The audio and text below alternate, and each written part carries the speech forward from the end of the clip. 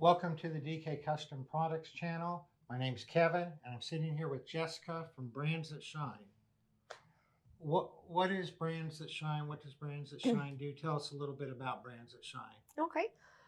Well, the fairly obvious one is my last name is Shine, so it is a play on my name without having that being locked into it.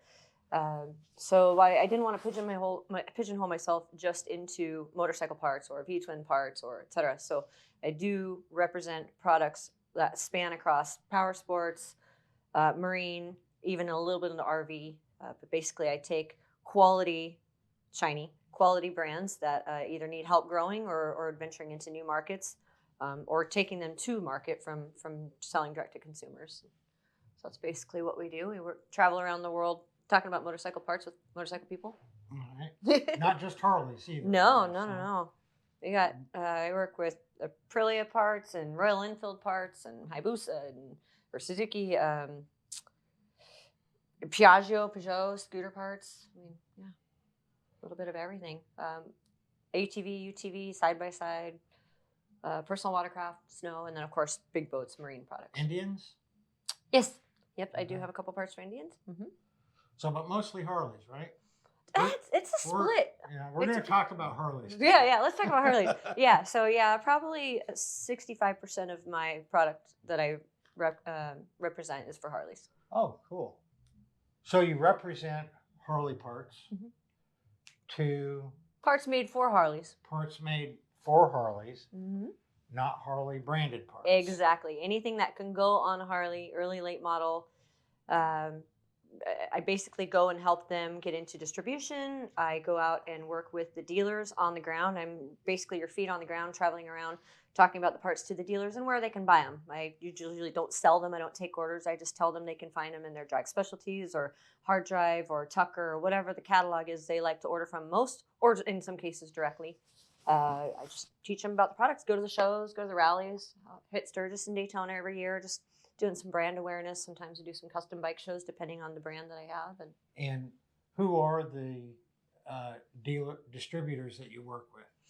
Oh gosh, just in the U.S. or everywhere? Because there's a lot of them. Everywhere. Everywhere. People watch the YouTube videos So all over the world. For instance, as you know, we were just in Europe for the Milan show, EICMA. And over in Europe, mostly, I work with Motorcycle Storehouse, Custom Chrome Europe, Zodiac. Those are my major ones in Western Europe. I work with companies in the UK. I work with Raleighs down in Australia. We've got some smaller Latin America and some Asia, just more importers. And then here in the US, we've got, of course, the Le Mans group of Parts Unlimited, Parts Canada. Well, we'll go Drag Specialties on the V-twin side. We work with Western Power Sports HardDrive and then Tucker V-twin side. And those are the main ones I sell through. There's a few other kind of tier 2 distributors, but those are the main 3 that we sell through. And the reason we're talking is because some of our parts that we make, you represent to these people. And we actually did a video about Brands That Shine. We'll put a link to it up in the upper corner here so y'all can go and look more into what Brands That Shine is about. Ask Dwayne. It's the tenacious Jessica Shine. I ran home and looked through what they had and said, okay, I want to get you into distribution. I want more dealers to know about you, not just the online. I want to go out and tell dealers that they can buy you through their catalog orders. So now, do you work just with distributors? You visit dealers also? Yep, absolutely. Harley dealerships? Harley licensed and independent shops. Yep, we hit a lot of independent shops. So as we know, there's a little bit of red tape that goes into Harley dealerships depending on their square footage and how much aftermarket they can do. So obviously we want them to look at our parts versus other parts to keep on the floor, but behind their counter. And so Harley dealerships they're allowed to sell non-Harley parts, but you're saying the size of their square footage? Yeah, they have an allotment of space that they're allowed to sell non-Harley parts? Yeah, depending on the real estate and the group, the ownership group, because some ownership groups just don't want to sell anything that is not licensed Harley. So while they technically have the ability to, they might just not want to, and that's fine. We just respect their decision and we go to the next guy. But the rule of thumb, I believe, is still about 10% of their square footage can be devoted to aftermarket. So when you get in the smaller Harley boutiques, you're going to see one little end cap of a couple things on it. I never knew that. Yeah. So, and some of them get around it with certain ways. There might be a multi-line dealer. so they're able to stretch out a little bit more. So they're learning how to incorporate more aftermarket into them, which is great for us. Cool. I think that a lot of people are really interested in what the inner workings are at a Harley dealership. Mm-hmm. So what's it like working with the parts department at Harley dealerships? You work with the parts manager, I would suspect, mostly. Mm-hmm. So, Yeah.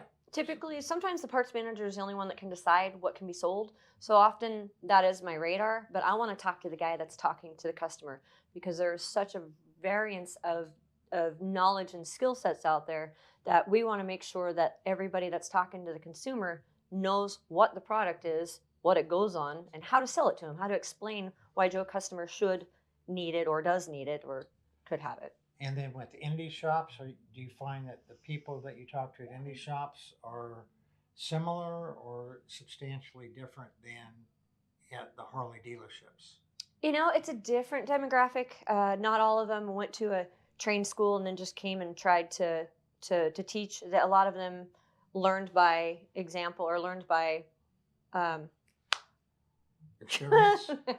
trial and error is what I was going to say. So a lot of these guys were working on everybody's bikes anyway to decide to open a shop. They might not have had formal training, but they've learned around a motorcycle. They just might not know how to get all the parts and where to find everything, and maybe not the business side of it, but they usually will know the motorcycle. Whereas, you know, in some of the licensed shops, they have a formal process. We don't know what their skill set is. So we might be talking to somebody fresh out of school. We might be talking to a guy that had his own shop and now he's the service manager. So people go to school to learn how to sell motorcycle parts? Well, they learn how to work on them. Oh, so you're talking about like the MMI or one of those. MMI. And Yeah. you get the books, but Do they you- don't Do necessarily you all talk have the much street. with the mechanics and techs, or? I try to on the service side, especially something like a rocker locker, right? I want to go back and talk to service department. The parts manager is not going to stock them and put a little display out. What I first do is say, hey, do you know if your service guys are using these? Okay, are they buying them straight from DK? Do you know that they're actually in your drag and HardDrive catalog also? So if he's needing to throw a couple on bikes, you can get a bulk pack, or you can order an extra set to sell your customer. And so and other service parts, you know, I'll go in and I'll either talk to the service writer, or some of these Harley shops are now doing custom shops. They're getting away from that. So you work not only with the buyer, the parts manager who makes a decision, but then you work with the counter guys to help them get educated, and you also work with the service people to show them how to use the parts, what benefits these parts bring to the table when they're working on a bike. Yeah, I try to touch everybody I can. Sometimes they don't like it. We've been in this business 14 or 15 years now, and we've seen things go through a few cycles, get popular, then not so popular, then come back. There was a time period where blacked out stuff was like super, super popular, and then it's ratcheted back. It's not as popular now as it was, say, 6 or 7 years ago. Do you see any trends repeating or any? Well, first of all, 2 questions. Do you see trends repeating? And the second question is, what are the hot trends right now that you see? Oh, okay. Well, one you already alluded to that's a great one is, 15 years ago, everybody was chromed out. And then probably 10 to 5 years ago, blacked out. Now we're starting to see the super shiny. Everything's getting chromed out or high polish. So shiny's coming back. That's a great example. A fun one that we've been noticing traveling around the country, and sometimes it's a trend based on the time, and sometimes it's regional. So we always like to talk about fishtails. You go to Texas or Arizona, you're still going to get fishtails, and they live and die by them. But you go anywhere in the north or anywhere else, and they're like, oh God, no, take those off. It's just not a thing. But there was a time that a lot of people liked them. Now it's a very regional thing. Big wheel baggers, another great example. You see them in Arizona and you'll see them in Florida, but in a lot of the other places in the world, they died off, 5-10 years ago. Related to the trends, what's now is, talk to me about Pan America, Sportster S, and the Revolution Max engine. Okay. Is the Rev Max going to make it? Or is it going to go the way of the V-Rod engine and the engine that was in the street? What's your opinion? Well, Pan America is still very exciting.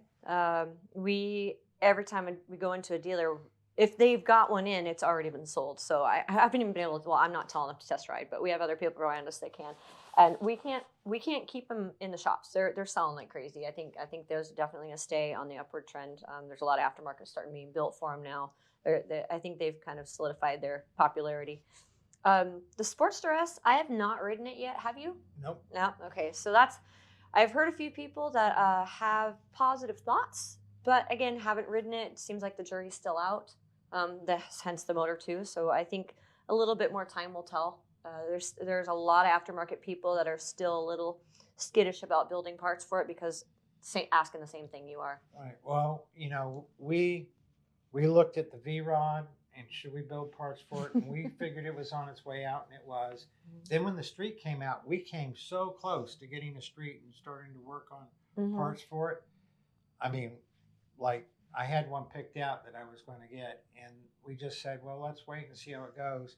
And it never took off. And of course, I don't even know if it's on their website anymore. Yeah, I don't know. But so I'm glad we didn't spend a lot of time developing parts for that. And that's sort of where we are on the Sportster S. And we see some exhaust people doing the same thing. It's everybody's going, okay, who's going to do it first? All right, let's see what you do. I mean, there's a lot of work that goes into R&D on a new product, and yeah. And then you have to make enough of it to make it worth selling and get the pricing right. You don't. You say it's 50-50 or. Like I say, the jury's still out because I think people are excited about the bike. They want to try it. I've heard it's fast, but we haven't seen enough of it yet to really warrant whether people are going to start building parts. I mean, I like to see things go well. I mean, I'm just optimistic by nature, but having not ridden one, I can't give my personal opinion. And I'm hearing the same thing from a lot of different suppliers like you that are wanting to know who's going to pull the trigger and start building parts. And as soon as that happens, we tend to fall in suit. So do you think that the people who have never had a Harley, do you think that they're the market for the Sportster S? What's the retail on that one again? Do you remember? Like 16 or something. Okay. I mean, it's the old adage, if a guy that buys his first Harley doesn't know any better, they always tell people start with Sportster, which Sportsters are great. I've had one. You've had a few. I don't think they're the best starter Harley, but it's still the general consensus for someone getting their first motorcycle, boy or girl, they send them to a Sportster. So that may be the default. You think we're going to see the RevMax engine in the Softails and Baggers? I mean, if it and does they just well came out with the M8. Yeah, I know, right? And that's a love-hate. I mean, people like it. It's a good motor, but, I rode one and it was kind of boring. Yeah, it doesn't have the personality of a twin cam, which doesn't have the personality of an Evo. And I'm an Evo girl. Right. Yeah. So, yeah, but trends are changing. There's a different group of people riding. But you're saying the Pan America, they can't keep in stock. Oh, I know. Are they selling a lot, or they just don't have very many, and the few they had?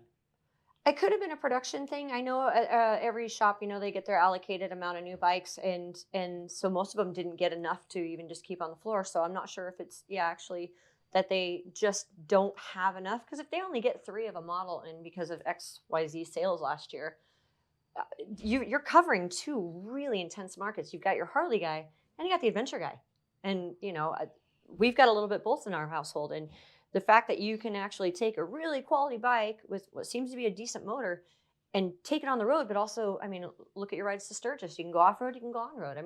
There's a sexy appeal to that.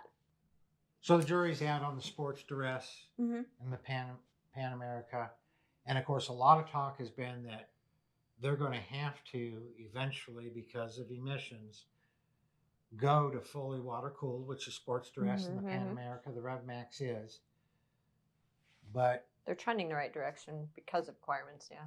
But the thing about it is there's just a huge percentage of people who would buy Harleys who just don't see themselves buying a RevMax that doesn't have the low-end torquey pull that most of us like about a Harley. It develops its power way up higher in the RPM band. Right. So it's going to be interesting. All we can do is wait and see what happens.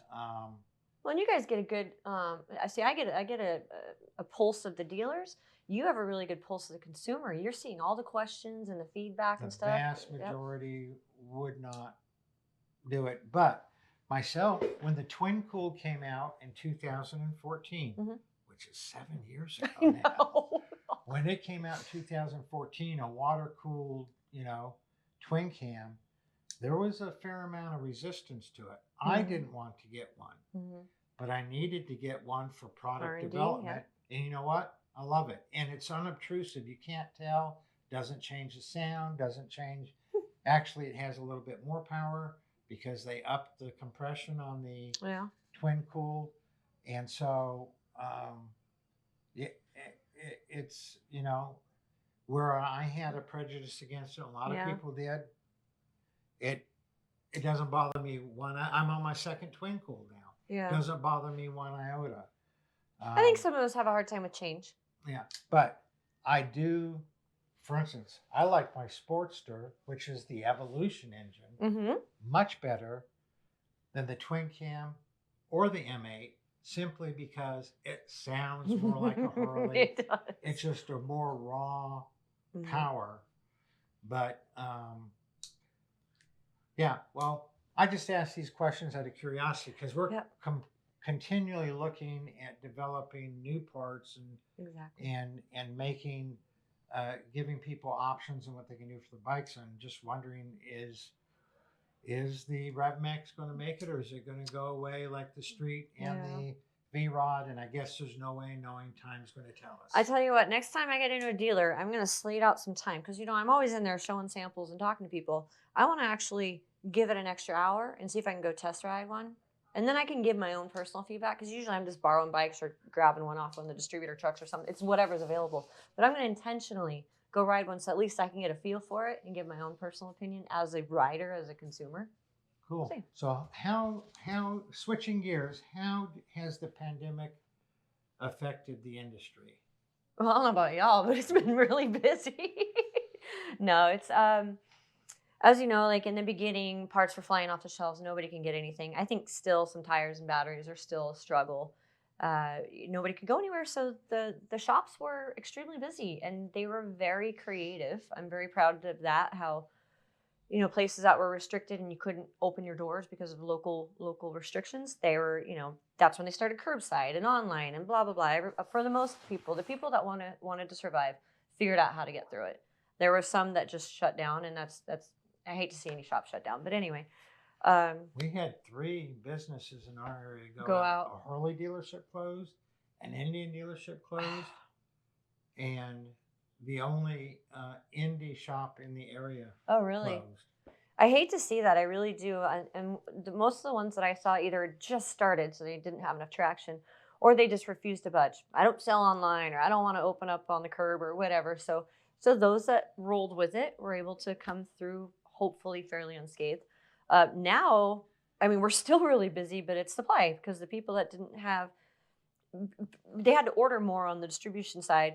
Now that has taken a toll. And as we all know, most of our parts are sitting in cargo ships, or we're having just an issue on the far, far back end with raw materials and just creating the parts. So Well, it I is know still for very some busy. of the parts that we make, Mm-hmm. we would buy little components to package with the big part that we were making. Mm-hmm. And some of those little components we can't get. We just can't get them. So we actually make bolts now that we used to be able to buy the bolt. We can't even get the bolts, so we're making them now. It's crazy. We're still having a lot of supply chain challenges. We're all feeling that, I think, still. And it may be a little bit while longer. But hey, for vendors that aren't having the issues, all they have to do is walk in and say, we have inventory. It doesn't even matter how expensive it is. When the pandemic first hit, we had no idea what was going on. Mm-hmm. And I would be out riding around on my motorcycle, and there were no other cars on the road. Very Twilight Zone. Where we live compared to there's never cars on the road. a big city, there's not many cars. But when I could ride for 45 minutes and not see one other car on the road, everybody was just hunkered down and scared of what was going on. It was a little eerie. But after that first little bit, I guess it was March probably of 2020, is, our business has done very well. We could have done better if we wouldn't have had supply chain issues, but it's done very well. And I think as people are getting out more and being able to go to vacation more, Disneyland or Disney World, they're starting to spend their money on things that they weren't. Yeah, we'll for see a little bit while. of a level little out bit of a probably. drop. So, what about electric Harleys? My personal answer, because I've sold a lot of different exhaust brands, and so no. But no, seriously, I've heard different challenges so far, or hesitation because if it's electric, it ain't a Harley kind of feeling. It's a mood. But the reality is, a lot of things are moving to electric. It's just between EPA and everything else we've got going on. Cars are electric, the bicycles are electric. So I think we may see some struggles, just like with any new product that comes out. They're going to have to make some adjustments, maybe look at some pricing, but eventually they're going to have to struggle through that product because there are going to be other options out there. What are the dealers saying, or do they even talk to you about the live wire, or is it just like? Not so much. I mean, a little bit. It's again, that's another regional thing. It's not a relevant thing for their. If you're in San business Francisco, plan. they might talk to you about it a little bit more. If you're in Mississippi or anywhere in the middle of the country, or it depends on the general feeling of electric run motorcycles. Well, I know, and we'll put a video. Devin bought one of the little electric Harley-Davidson bikes for his 4-year-old son, Gabe, who's now 5. We'll put a video of that in the upper corner here. But he had a blast on it. As he should. He's a little boy. Yeah. And as kids will do, they're going to ride it in the mud. They're going to try and jump it. They're going to slide it. They're going to crash. They're going to ride through puddles.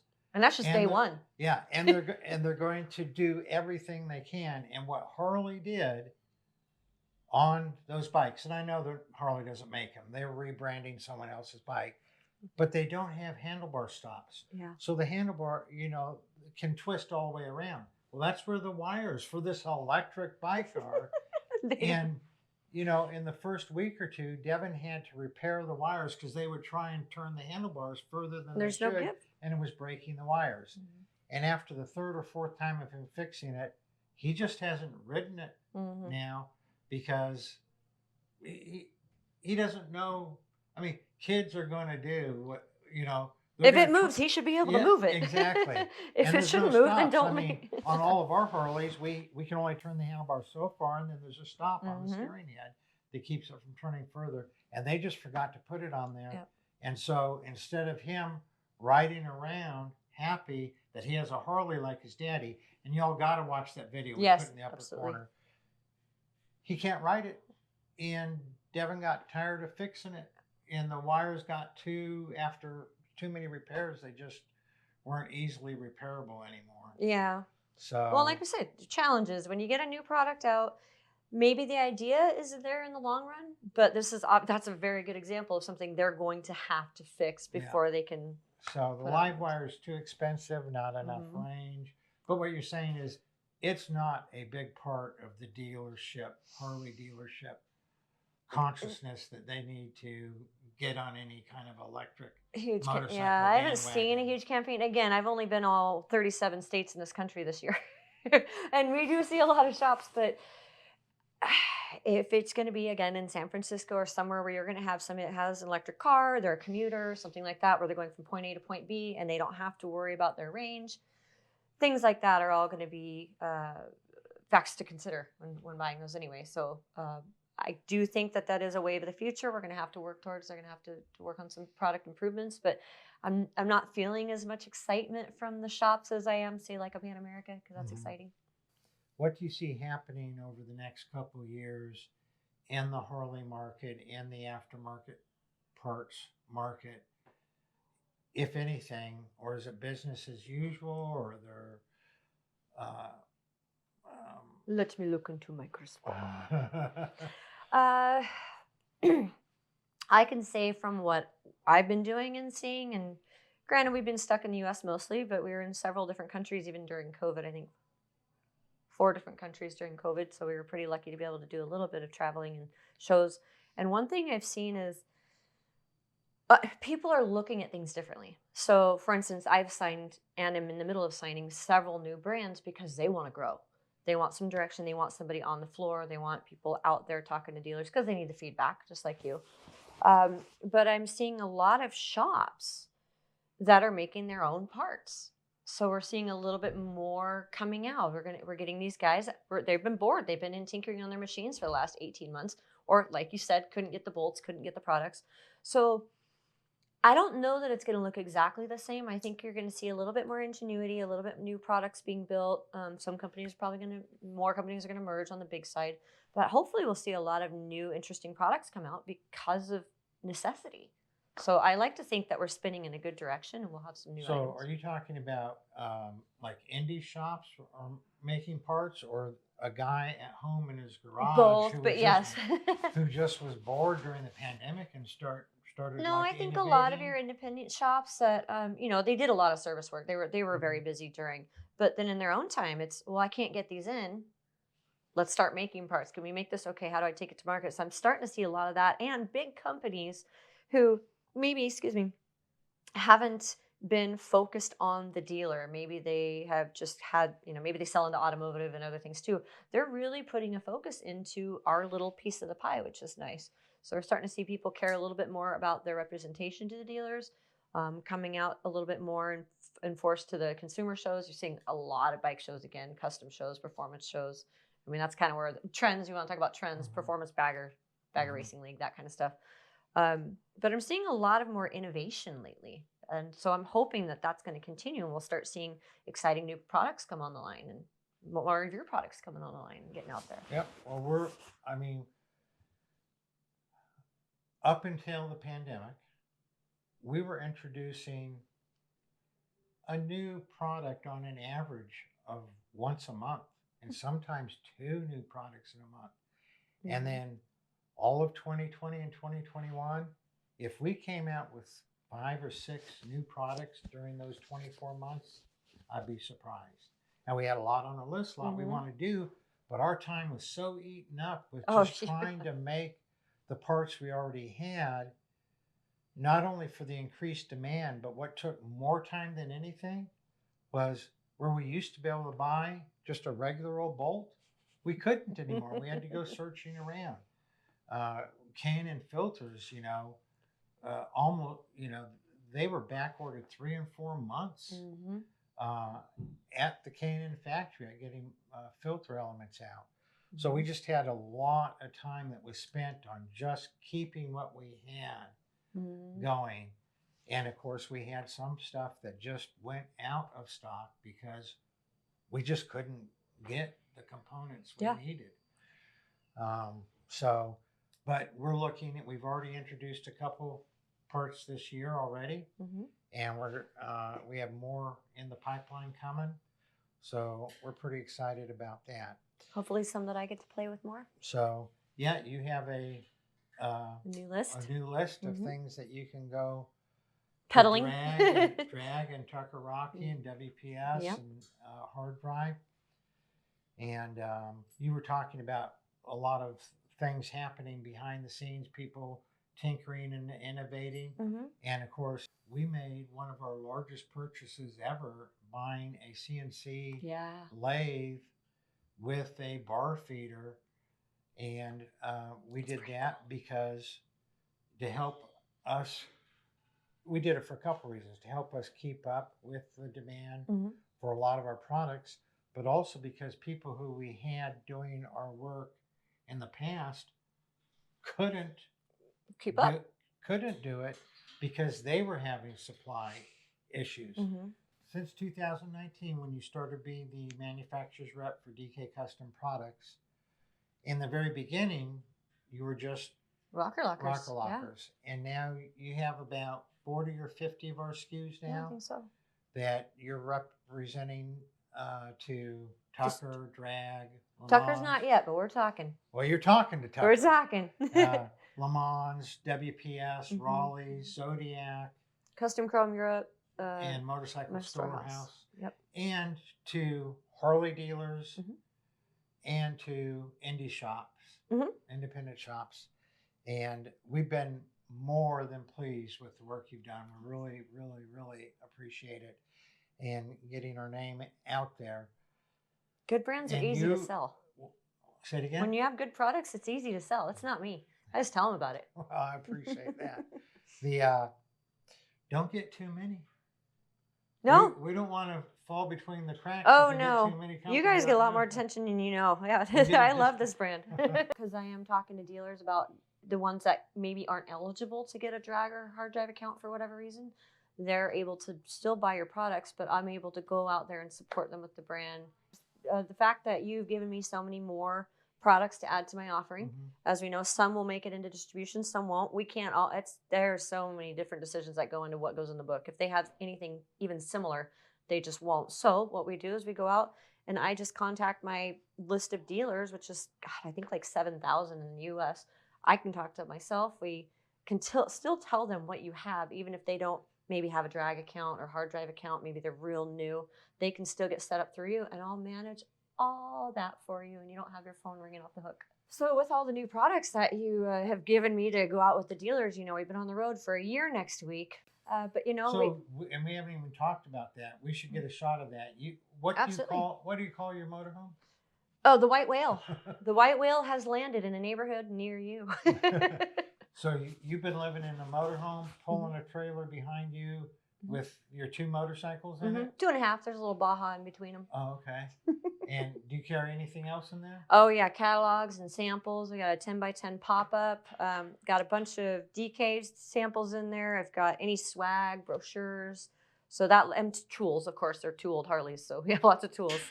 And then, the 37-foot mobile office that, oddly enough, not tomorrow, the 10th. The 10th will be our 1-year anniversary.